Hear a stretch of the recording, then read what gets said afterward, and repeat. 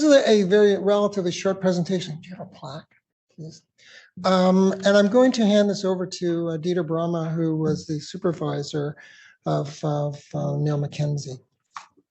So, Peter? So, yeah, hi. So Neil Mackenzie was a postdoc in my lab. I hired him in 2013, and the world is small. Actually, he was initially introduced by my daughter, which happened to study in Edinburgh at the same time with him.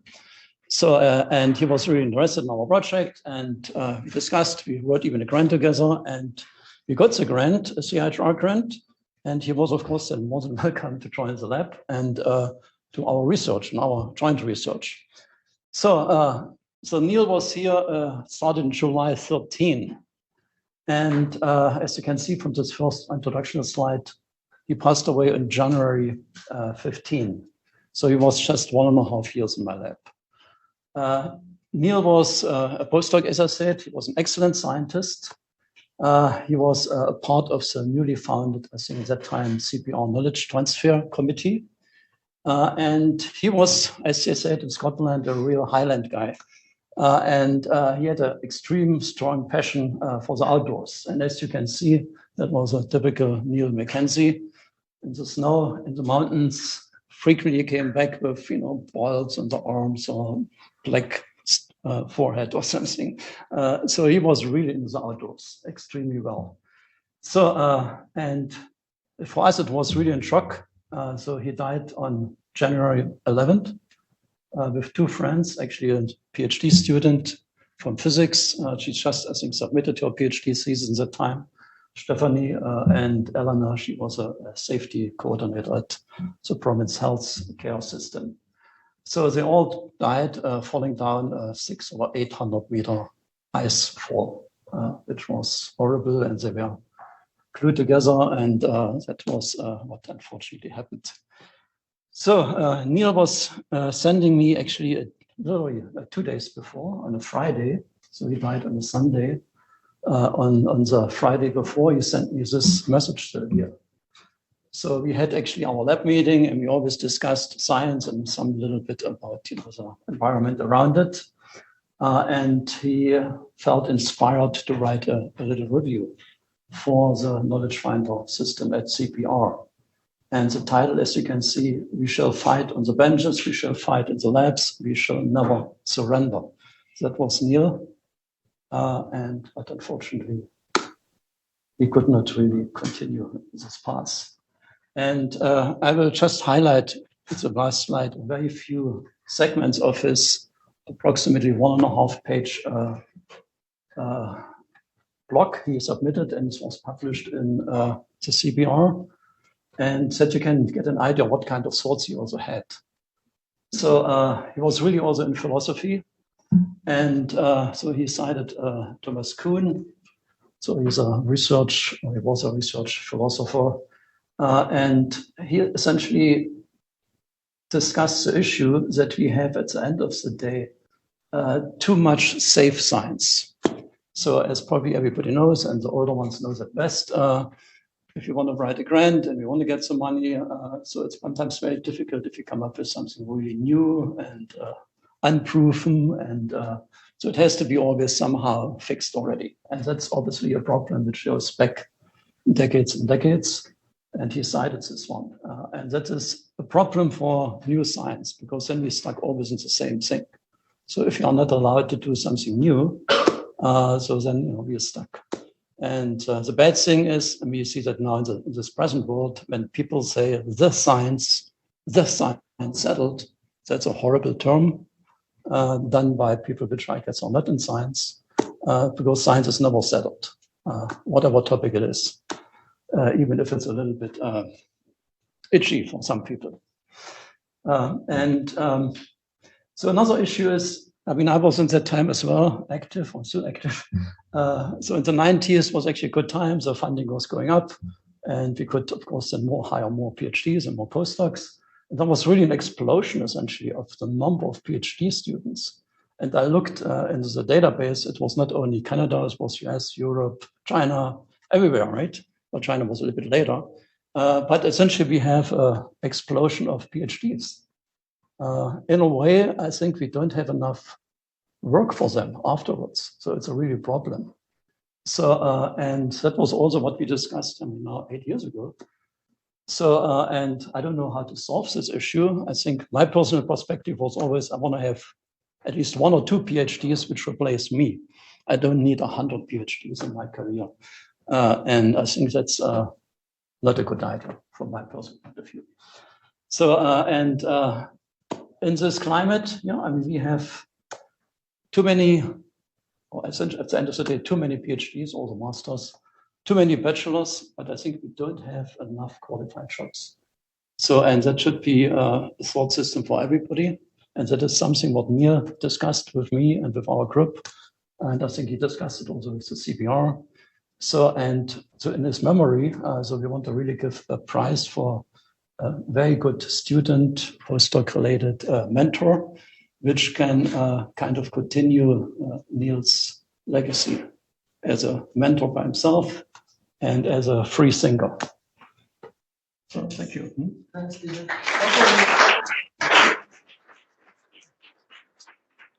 So as Dieter pointed out, so this is the Mentorship Award. And really, as Dieter pointed out, Neil was a remarkable mentor. I mean, that was his raison d'etre in many ways, whether it be on the ice fields, on the mountains, and in the lab, everywhere. Really, he was just like fantastic.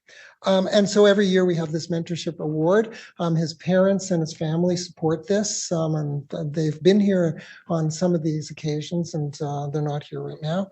And we always have lots of nominees. It's always extraordinarily difficult. We get input in terms of the adjudication from some of his hiking, climbing friends and some local people from the scientific groups. It's always challenging. There are many, many more mentors than just shown on this slide, where everybody here is a mentor in some way, but it always comes down to a decision. And this year, our awardee is Grace Cole. And is Grace Cole here?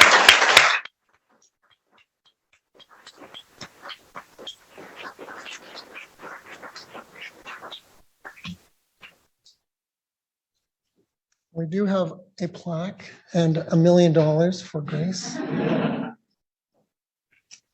Thank you. Thank you. You've got. Thank you, Ed. I was asked to say a few words to keep to time as well, so I hope to follow our students' example. I was tempted to steal that chicken though, just in case. So yeah, I wanted to start off by thanking a few of the same people that Ed mentioned. So to CBR for hosting this day to begin with, to celebrate all of our young researchers that are here. And particularly a thanks to the organizers, volunteers, and Parvin, who makes this day run smoothly with a lot of effort. I'd like to thank all of my lab mates for nominating me for this award, and also my PI, Ali Carson. When I asked him for some input into what I should say, he told me that I should say, I am grateful to my mentor for mentoring me to be a good mentor. And he should know by now that I always take his feedback to heart. But in all seriousness, I am thankful to Ali and also to Health Research BC, who funds me. I also would like to thank the people who donate to CBR, including those who don't donate to this Neil Mackenzie in Memoriam Award, which helps to fund the CBR Studentship Program. Without you, this day wouldn't happen. To the selection committee, I'm really grateful that you selected me out of a list of very deserving candidates. One of the things that is very special about the academic research environment is it relies on people openly sharing their knowledge and skills, and that's amongst peers, but it's also importantly between mentors and mentees. Those relationships are very important to us. They're pivotal in our careers, especially when we're just starting out. In fact, many of us, we wouldn't be here today if we hadn't had some excellent mentors. So when I first heard about Neil Mackenzie and I read about his story, it was obvious to me that no one exemplified what it meant to be a great and impactful mentor more than he did. With his shared passion for science, for life, and for teaching, he created an environment that was perfect for young researchers to thrive and to develop. I'm very sad that I didn't get the opportunity to meet Neil. But I'm really grateful to CBR that there is this award so that myself and others can learn more about Neil and that we can continue to follow his example and be inspired by him. So with that, I would just like to say congratulations to all of our student researchers today. You did a great job. It's obvious that you put in a lot of effort. I really hope you enjoyed your time here. I can say from my end that we really enjoyed hosting you in our labs, and I wish you good luck in your future careers, which I'm sure are going to be very exciting and meaningful. And thank you to everyone else here.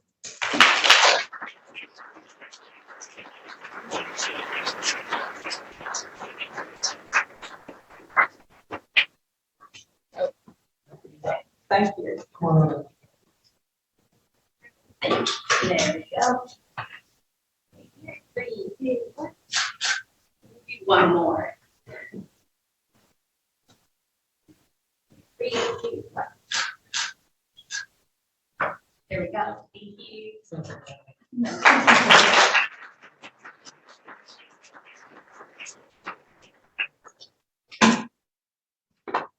Okay, where are my notes? My notes.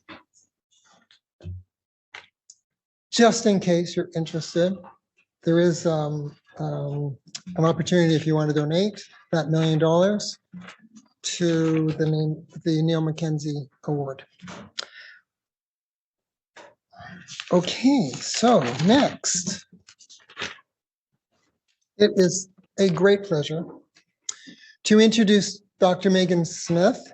She's an associate professor in the Faculty of Creative and Critical Studies at UBC, Okanagan, where she's also the principal investigator of the CFI-funded Critical Future Studio Lab and the director of UBC's upcoming Professional Master of Design program.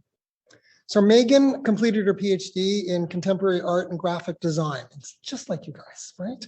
At Leeds Beckett University, and is taught at Leeds College of Art, the University of Ottawa, the University of Regina, and of course, the University of British Columbia. And since then, she's received numerous accolades, including notably in 2022, an honorary mention in the prestigious Ars Electronica Prize for her work on visualizing active satellite data. And it's actually really honestly exactly what I was sort of cruising through and what grabbed my attention. This person should be here. And really, her research probes new methods of storytelling. And that's what we're all about, is storytelling, hopefully the truth, but storytelling. And she uses syndicated data and virtual and augmented reality to do that as part of her research. So Megan, we're looking forward to your talk.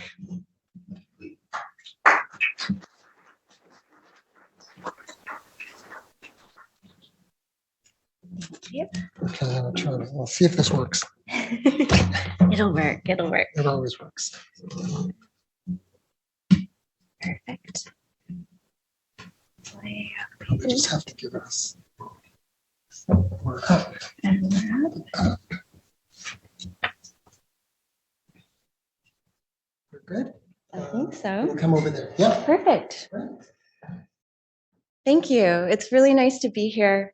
I'm going to have a hard time staying in one place as a faculty member. I like to move around. Yeah, it's been a wonderful day so far. I'm really impressed with all of your research, and it's been really wonderful to talk to some of you and to see your posters and just spend some time here listening and taking in. I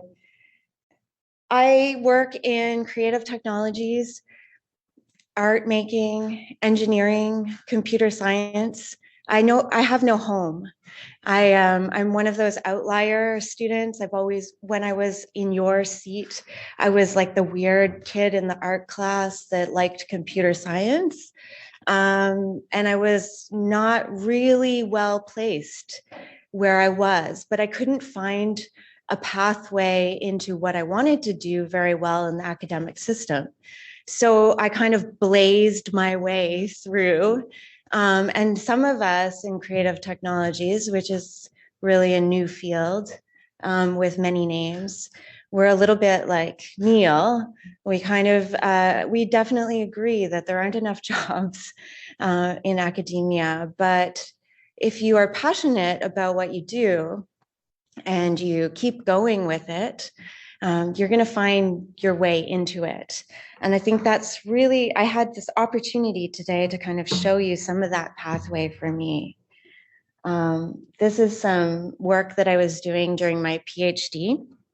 And what I was trying to find is, I've always been kind of curious about the structure of the internet and how that affects us in our day-to-day. So we are kind of glued to these devices. When I click on it, you see my lovely family here on my phone. It tells us a lot about who we are. We take notes with these things. We take pictures with them. We are connected to the world around us through these tools. But what is that architecture that's kind of that iceberg of infrastructure that's underneath? And that has always been a fascination to me. And how do we use that tool to connect with the people that we love, or connect with people around the world and find our peers, find the research projects that we need to work on to advance our careers or our loves or our passions? So this was a project called A Portable Home. And at that time, there were people just kind of had internet in their phone, in their homes. It was a relatively new concept. We think of that as like shocking now, but this slide is a little hard to see, but there's actually a tent there. And I used to pull this tent around with me, and then I would find all these rogue internet connections. And then using other people's Wi-Fi, I would call people I loved around the world. So the point of this is that you can find those infrastructures around you and build things that you don't necessarily think are there, but by connecting to others, you can build a lot of progress. This was a project where I tried to become an avatar and I failed miserably. This is early days of Second Life. So right now you're familiar with Facebook's new name, Meta. The whole meta philosophy, it really comes from a book that I highly recommend called Snow Crash in 1996. It was written. And so during my PhD, I was working in a lab where I was kind of working between Leeds Beckett University and Oxford University. And the students had to log into this Second Life virtual world. And then they had to talk to each other and build connections and build projects within this space. It was really boring. And a lot of people just kind of built a lot of infrastructure that was the same as in real life. So I often found that I would come to work, I would walk into this gray, boring building. I would go up to the 7th floor in an elevator. I would go into a computer lab and I would sit there, and then I would log into a virtual world. And in that virtual world, I would do exactly the same thing. I would enter into the virtual world, walk up the ramp into the building, go up the elevator to the 7th floor and enter the lab. And so instead, one day I just decided to be my avatar and go out into the real world as my avatar. So this was me taking a picture years ago as a character during my PhD. So I went around the world. I went to places that people meticulously recreated in Second Life. And then I became my avatar and then traveled through those spaces in real life. It's a long time ago now, and this kind of thing is just coming back into the system. So thinking about those small things that you are tied to and interested in and passionate about, they eventually cycle through a system and you can catch up with them later in life. I also love to look at information. I love to look at data in new ways. This was the first tweet by Astro Nicole. So as she was entering space, so she had never been to space before. And this is the moment she experienced it for the first time. It was also the first message from space. And so some of our structures and our infrastructure now allow us to do things that we couldn't do before, to tell new stories. And I encourage you all to find ways to communicate your stories in new ways and to use things. Well, now this is X. A lot of my work is defunct. I'm one of the many researchers who have a lot of defunct work, and that's okay. I work in an area that disappears.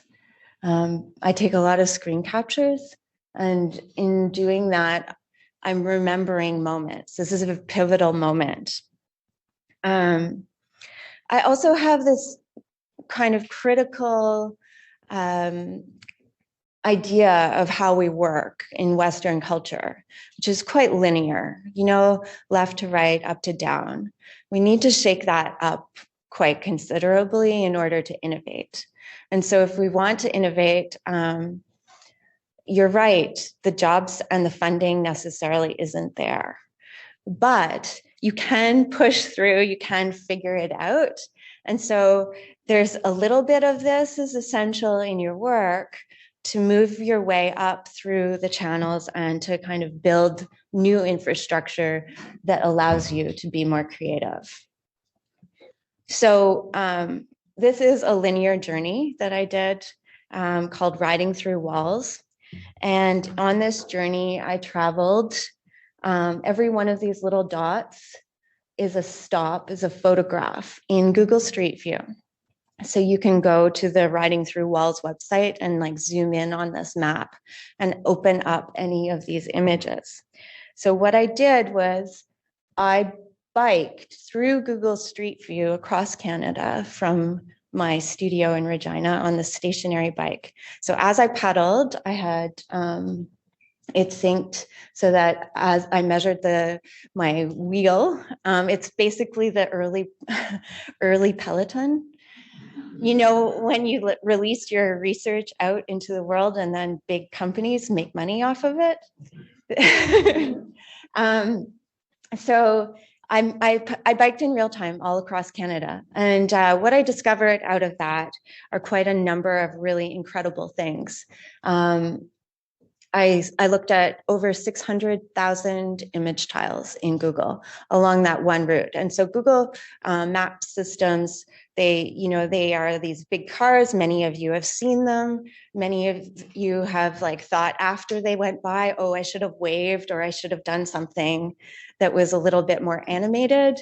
But we don't, because they go by so quickly and they're capturing so much data as they go.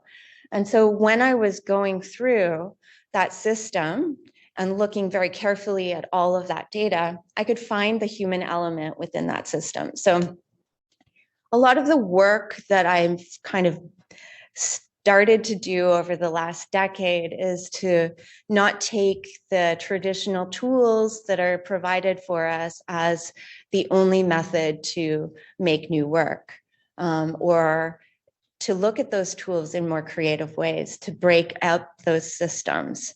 This is one of the images that I experienced, and this is where I was, the whole project is on physical computing. So my goal was to push through the internet. And in this case, I was really physically tearing the image apart because of the image refresh rate. So in this case, as I push through the internet, I'm able to kind of find new things, find new images, find new ways of experiencing images. But I also saw strange and funny things. I saw performances on the sides of roads. I saw when the Google car person would pull off the road and have their lunch. And so whenever you would be on the highway, we often think about Google Maps as helping us get from A to B. but there's like all these different tangents. So when that car pulls over, they end up on the edge of the road and there's fields around it and grass everywhere.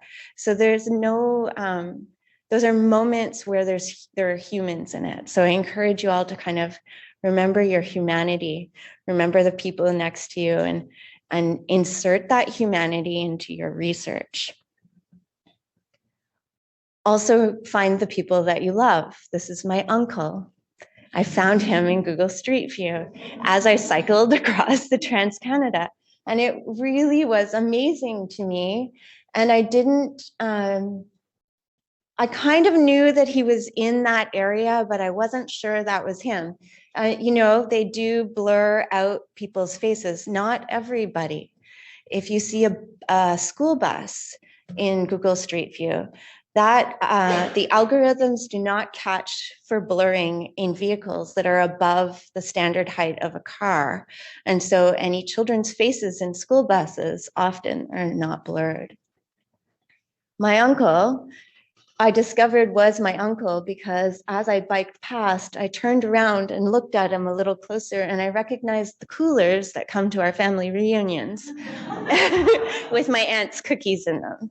So those are moments that, you know, find those people, even in like a standardized system that looks cold or feels cold, feels like a tool. You can find those people that you love, find those moments of love, and make them quite good experiences for you. Being brave to make mistakes is also very important in practice and research. And it's hard to do that, especially if you're funded. There's a lot of weight on your shoulders in terms of how to make things that show your worth, right? And you don't want to, you have this fear sometimes of making mistakes, but it's okay to make those because often in those mistakes, you're going to find new things. This is a particularly embarrassing video of me trying to walk a plank in virtual reality. And I'm just gonna turn, you can, the volume is very low. I don't really wanna project the volume because it's really too embarrassing. So if you haven't tried virtual reality before, I highly recommend it. But definitely if you want the full impact of how this is a good tool to tell stories then and experience new things, then definitely walk a plank. Put a piece of wood on the floor and that really also enhances it. So blending into your work, some physical examples, like many of you have your poster presentations. I almost felt like I wish I had something tangible in my hands as well. And so I encourage you to look at those methods for telling your story. So I failed, like I was supposed to turn around at the end of the plank and walk back to the building. And I just couldn't do it. It was too scary, but luckily I was in a very safe place of the university. And even though I failed that, I was okay overall. This is another failure that I have. And if I press play, you'll see in my lab, I was testing how to motion tracking. So I use a lot of technologies. I like to take all sorts of different tools and play with them. I don't necessarily know exactly what the result is going to be at the beginning, but borrow, beg, and steal, right? So maybe you'll find your solution with some other technology. And so when I first started my motion tracking work, I kind of looked like this mess. And eventually I was able to stand upright and wave successfully, but that this technology is not really perfect yet. It's nowhere near perfect. But you can get creativity out of that.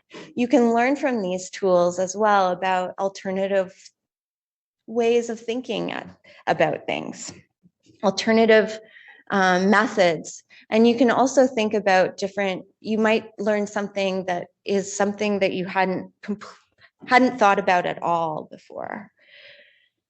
It can also give you a trigger in terms of like something you might want to discover or do or come back to.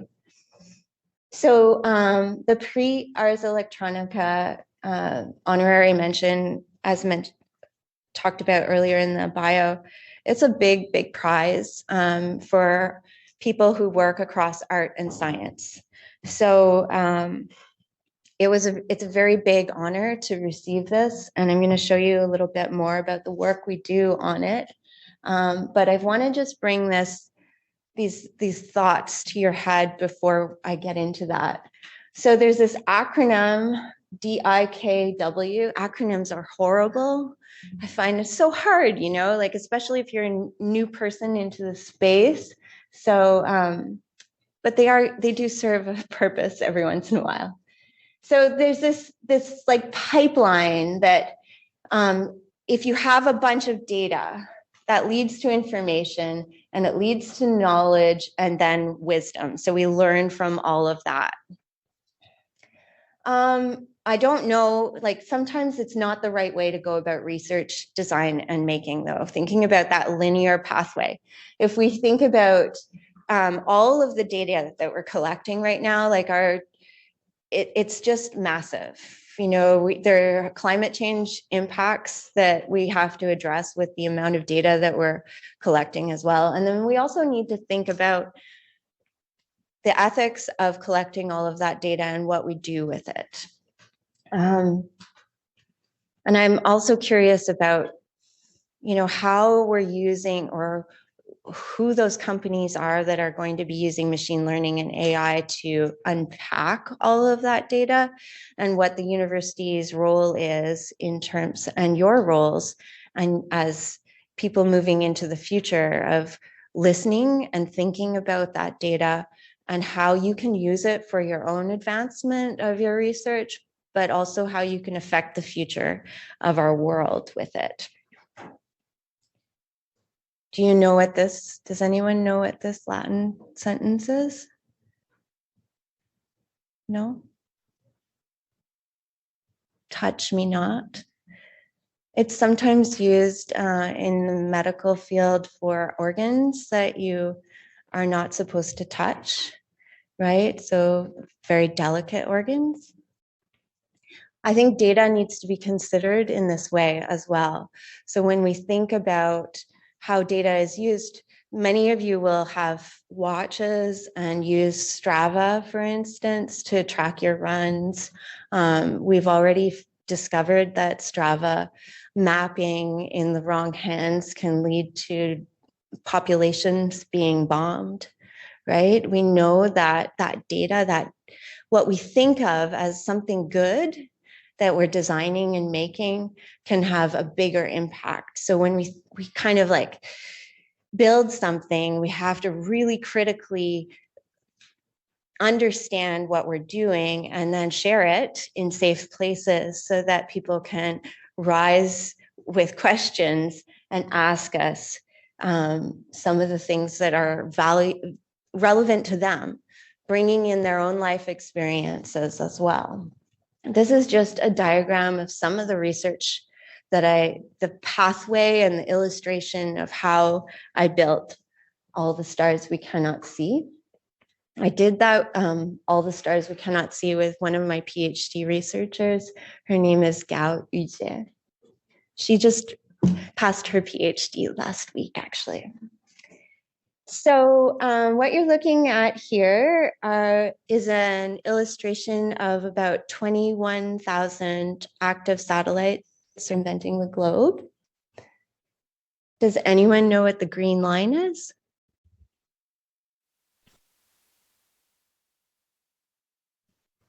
Yes? The geosynchronous orbit? No. Well, it's one company orbiting. Yes. Has anyone seen the Starlinks going over? Yeah. It reminds me of Santa Claus's sled. It's not Santa Claus though. Yeah, so this was taken 3 years ago. There were 21,000 active satellites at that time. From the 1950s to the year 2020, there were about 20,000 satellites launched into space. Since then, like as of today, there are 27,845 active satellites circumventing the globe. It's a new frontier. Last week, I got an ad on Instagram and then on Facebook telling me that I should sign up for MIT's Business in Space program. It will only take 6 weeks to launch your entrepreneurship career about space research, according to MIT. There is a lot of work happening to launch satellites out into space. And the reason that I made this work is so that we talk about it a little more. I like, of course, to use science to talk to a lot of people about the impact of this. We don't see it. We don't get to walk into spaces and we're not confronted with it day to day. We don't talk about it. In the night sky, when we look up, many of you who live here in Vancouver, you may not see stars even. But when you look up into the sky, you see sometimes a star, sometimes a plane. You think, is it a satellite or is it a plane? And you're not quite sure. But when I show you an image like this, then you can start to understand actually how much is happening up there. This is the tool that we use for visualizing the data. It's called Touch Designer, and it's a really amazing tool. If you are into visualizing your data, Touch Designer is quite incredible. Right now, I think this video is Galileo satellites. And what we do is we built a database with all the active satellites, and they are categorized. So there are satellites for education, satellites for weather, satellites according to different countries. There are military satellites. And so what we can do now with that database is turn on and off different satellite groups, and then specifically look at the patterns that they do around the world and see where they go and what they do. But the other thing that we do with it is that we make it look beautiful.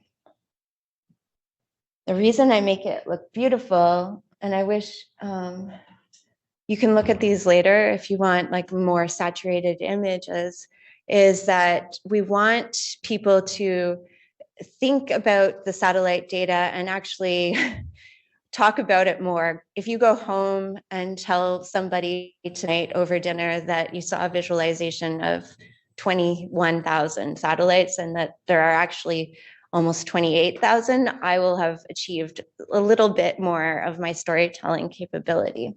When we put this project up on the wall at UBC in Kelowna, we launched it for an hour and a half.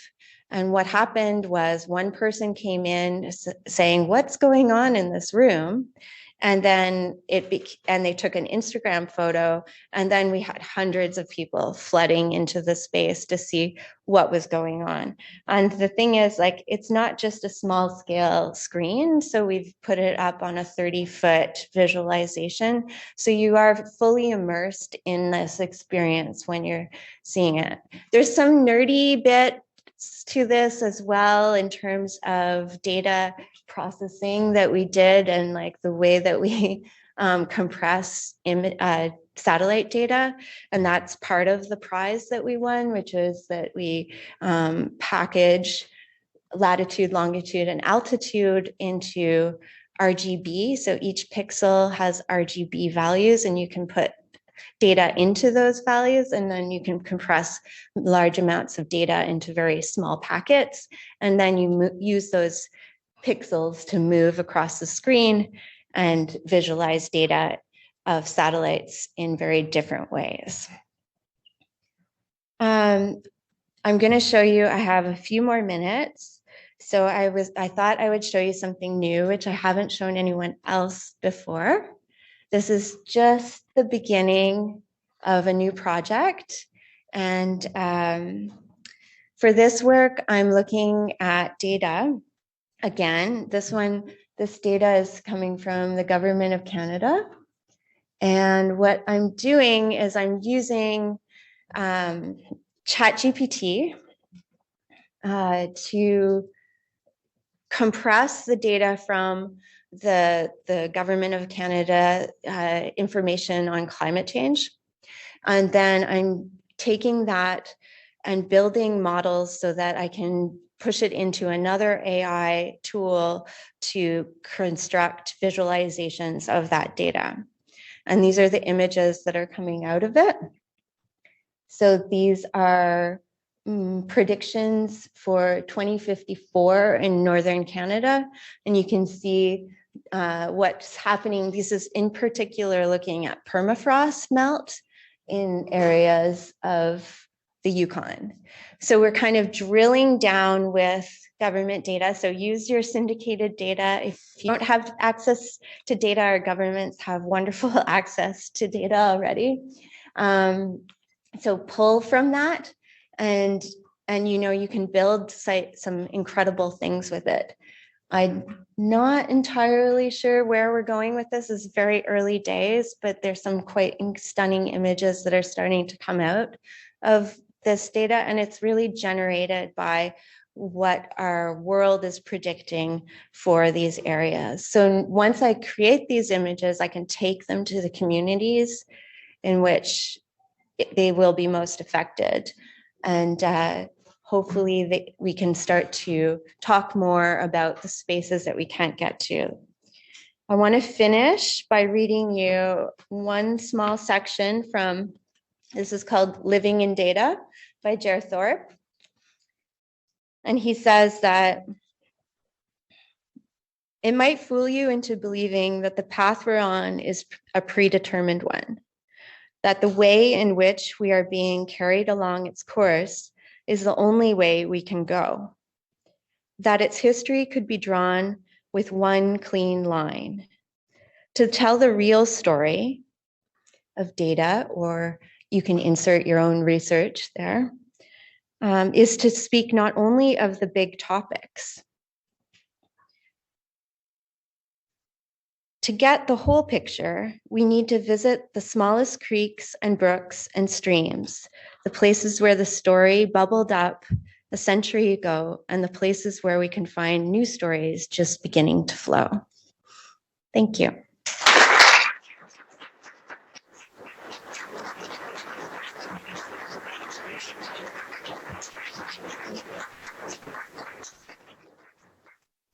Any questions? I mean, we can talk outside, but are there any questions? Sure.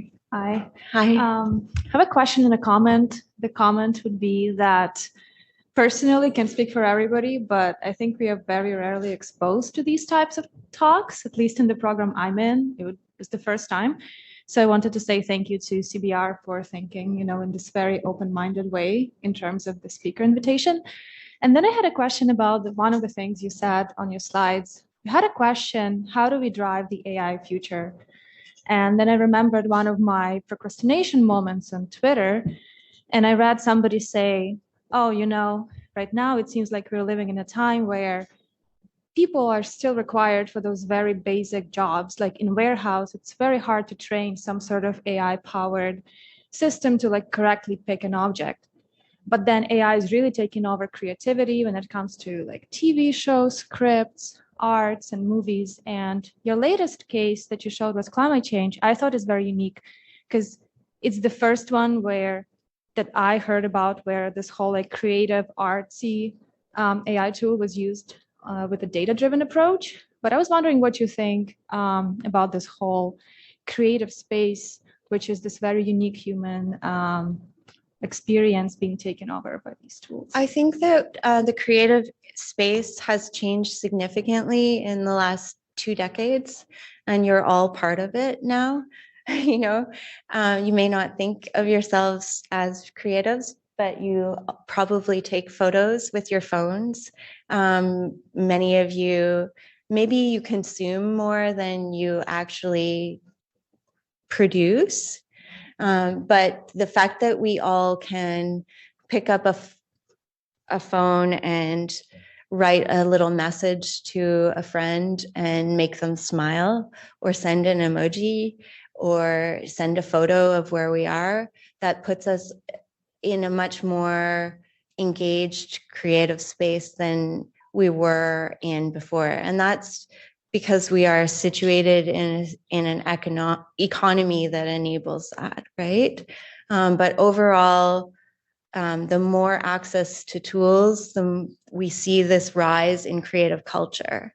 And so I think it's very important to, in that space where people are consuming a lot of junk and a lot of fake news, we need to insert science into those spaces so that we can get real messages out. And so by doing things that admittedly are like candy, you know, like I'm making Instagrammable projects, but I'm pushing science out onto the platform on purpose by making that science look very pretty. And I think that that's a really good way to try and balance the creative space or the entertainment space. All of you can do it, you know, and of course, you know, I am a faculty member here, so you can also email me and ask for advice. Thank you. Okay. Great. Any other questions or comments? Well, okay, I'm out. Okay, well, with Thanks. that, thank you very much. Megan. Thank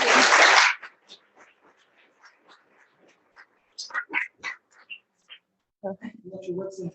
There's all kinds of goodies. Oh, right? thank But you. there is one thing. Oh, thank you very much.